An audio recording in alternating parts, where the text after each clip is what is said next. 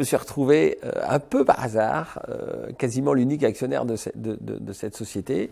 Je suis arrivé à 50 et quelques années, 52 pour être précis, et se pose la question de qu'est-ce qu'il arrive de la société, des collaborateurs que j'aime beaucoup, s'il m'arrive quelque chose. Voilà. C'était ça le sujet de départ. Et la conclusion, c'était qu'il fallait que je m'occupe de ça pendant que j'étais actif, pendant que j'étais en forme. Le moment était opportun. Pourquoi? Parce que la société, elle était organisée, il y avait du monde avec du potentiel qui était là, qui était en poste, qui connaissait les choses, et puis on avait les moyens de le faire. Alors les moyens, c'est un peu de trésorerie, un peu un carnet de commandes qui était plutôt confortable. Pour la petite histoire, Monsieur Mogard, donc moi je travaille avec lui depuis 22 ans. En février 2012, il me dit Nadine, j'arrête. Donc là, grosse surprise, j'arrête, mais t'arrêtes, mais tu fais quoi? Tu vas faire quoi? Donc il y avait plusieurs solutions. La première, c'était de vendre à un concurrent, hors de question. Hors de question, je me suis bagarré contre eux, amicalement, mais je me suis bagarré, c'était pas aujourd'hui pour leur laisser notre travail. Deuxième chose, c'est vendre à un groupe. Alors là, pareil, c'était impossible, puisque je me suis bagarré contre les groupes, contre une espèce de fonctionnement déshumanisé que moi j'ai vendu à mes collaborateurs, à tous les gars que j'ai embauchés, tous les filles que j'ai embauchés ici. Donc c'était pas question non plus. On le dit pas assez ça, mais le problème aujourd'hui des entreprises, des PME, dans les transmissions, c'est que tous les 10-15 ans, l'entreprise doit se racheter. C'est-à-dire qu'elle doit, il y a quelqu'un qui arrive, donc qui rachète l'entreprise à une valeur qui est donnée et qui est souvent très haute, artificiellement haute. Mais le gars qui rachète, il se paye sur la bête. Ça veut dire que tous les 15 ans, il faut que l'entreprise se refinance avec une perte de 30 et quelques % qui va à l'État, avec je sais pas une dizaine de % qui vont aux banques.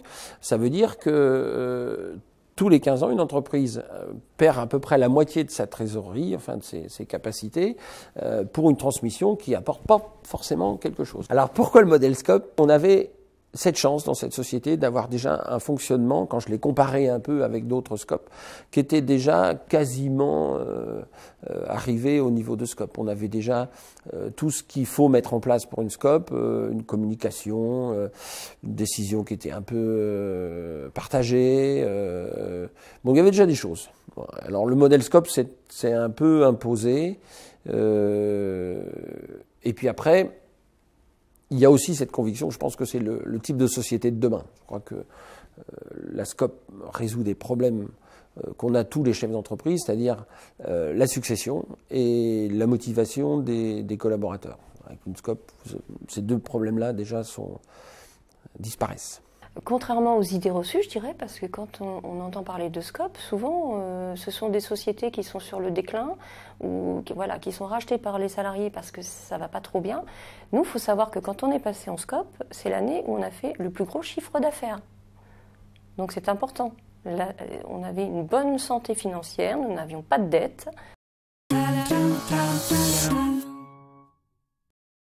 Le premier point, c'était la rapidité. Parce qu'à partir du moment où on a commencé dans une entreprise, dans une entreprise commerciale, à partir du moment où on a commencé à mettre sur la place publique que l'entreprise va être transmise, va changer de gouvernance, etc., il faut aller très vite. Il faut aller très vite. Parce que ça peut inquiéter les collaborateurs, ça peut inquiéter les clients, ça peut intéresser les concurrents qui peuvent toujours sortir des boulets rouges en disant ils sont en train de changer leur passer pas de commande. Donc voilà, il faut aller très très vite. Donc nous, on s'est tapé dans la main en 6 mois. Moi, j'en avais déjà entendu un peu parler, effectivement, mais ça peut faire peur au premier abord. Donc j'étais la première à en être informée. De là, on a fait une petite réunion pour en informer nos directeurs, le comité de direction sur les autres sites. On a dit OK, on va travailler sur le sujet pour présenter ce que c'est qu'une SCOP aux salariés. On s'est renseigné auprès de l'Union régionale des SCOP, on a fait un petit fascicule que l'on a distribué à tous les autres salariés.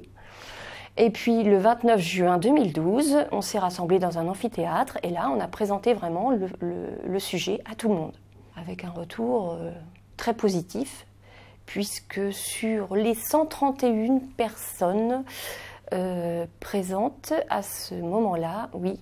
126 ont voté oui. Quand on s'est préparé pour vraiment prendre l'entreprise, pour passer au régime de la SCOP, nos administrateurs, ils nous ont bien expliqué et puis on a été vraiment bien informés là-dessus.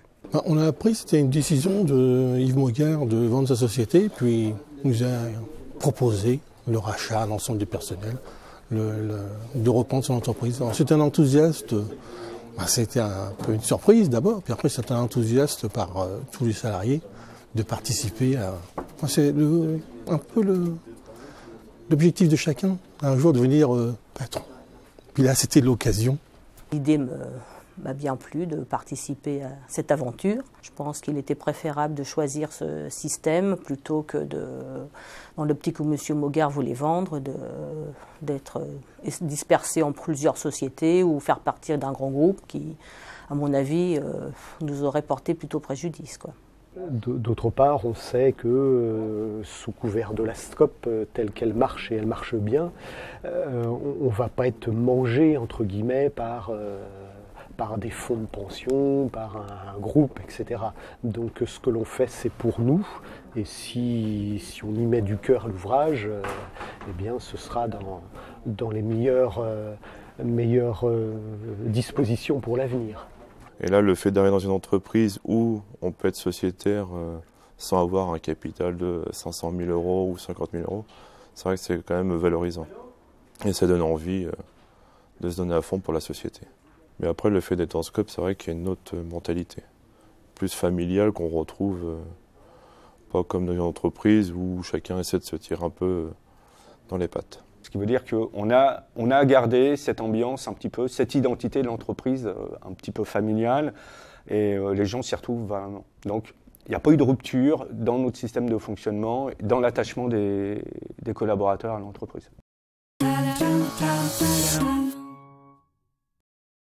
Essentiellement tout ce qui est aspect juridique, les aspects aussi financiers, le montage du dossier aussi pour l'aide de la région, puisque ça n'a pas été une mince affaire aussi, hein, c'était quand même très intéressant pour nous, et la partie ressources humaines. Voilà. Donc on a eu des présentations, donc ça c'était la phase préliminaire, hein, quand on a travaillé sur, je dirais, ce document à présenter aux collaborateurs pour le 30 juin. Et ensuite, l'URSCOP est intervenu aussi sur tout ce qui était statut. C'est-à-dire toute la mise en place, l'écriture des statuts, la préparation des statuts pour justement cette Assemblée générale de transformation. L'Union régionale a monté un dossier auprès de la région de Haute-Normandie, et donc qui nous ont fait une grosse enveloppe de subventions, je dirais, par le biais de l'URSCOP.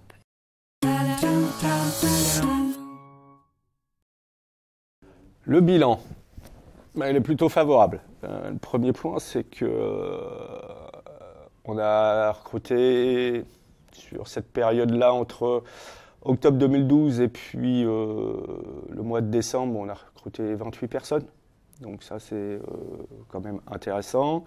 Et sur ces 28 personnes, on a, lors de l'Assemblée générale, validé 21 candidatures. On s'aperçoit à travers l'Assemblée générale qu'on a vraiment notre mot à dire, que le travail et les idées que l'on apporte quotidiennement sont écoutées, elles sont suivies, elles sont même indispensables pour la bonne marche de la société. Résultat des courses en 16 mois. Bon, l'exploitation va bien. On tient notre chiffre toujours un peu en progression. Donc le chiffre d'affaires progresse depuis 3 ans, donc on est bien content. Première assemblée générale animée, je dirais, très, très dynamique, avec des questions, des choses fort sympathiques, je dirais. Je rencontre beaucoup de gens, moi, des papy boomers qui ont des entreprises à vendre. Mais ils ne sont pas vraiment vendeurs, parce que toutes ces entreprises où il y a une forte personnalité à la tête, c'est assez compliqué à transmettre. Moi, je souhaite leur dire à toutes ces personnes, c'est que j'ai réalisé. C'est-à-dire que je n'ai pas mis mon entreprise en vente, je l'ai transmise et j'ai réalisé. C'est-à-dire que effectivement, il y a un transfert d'argent qui s'est fait, qui est un vrai transfert. Il y a un transfert de savoir qui s'est fait, qui est un vrai transfert. Les gens qui ont acheté connaissent parfaitement l'entreprise. Donc, ça allège tous ces problèmes de garantie d'actifs et de passifs qui sont compliqués à mettre en œuvre. Ça marche bien, donc puis c'est que du bonheur. C'est que du bonheur vraiment de travailler avec des gens qui sont formidables. Vraiment une équipe. On n'est pas tout seul. Moi, j'ai eu peur au départ. Je me suis dit, oh là là, je suis sur le devant de la scène. Est-ce que ça va me suivre derrière? Et effectivement, c'est que du bonheur. Les gens sont impliqués. On est une équipe, franchement.